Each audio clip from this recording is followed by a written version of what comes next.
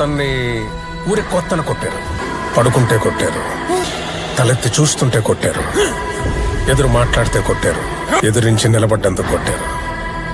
కానీ ఒకరోజు ఆడు కొట్టాడు.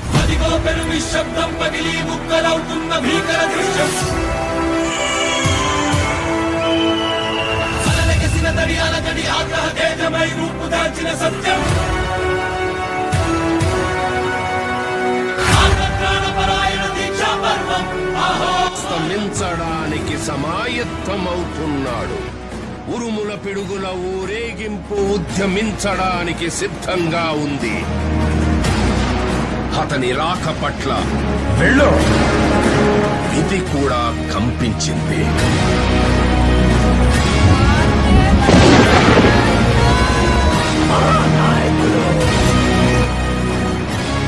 వాడి పేరు